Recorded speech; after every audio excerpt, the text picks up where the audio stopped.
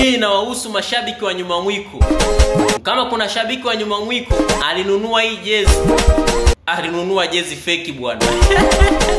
Hii jezi ulinunua jezi fake.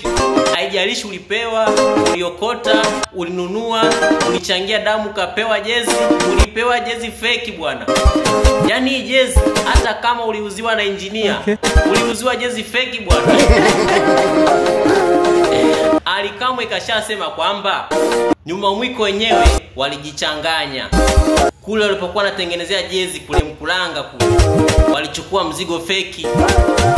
Walijichanganya wenyewe nyuma mwiko. Kwa hiyo malapulapu original yameshatoka. Ndo haya hapa haya. Yanaitwa Nia. Hii ndio inasemekana ndo original. Zile zingine ni feki.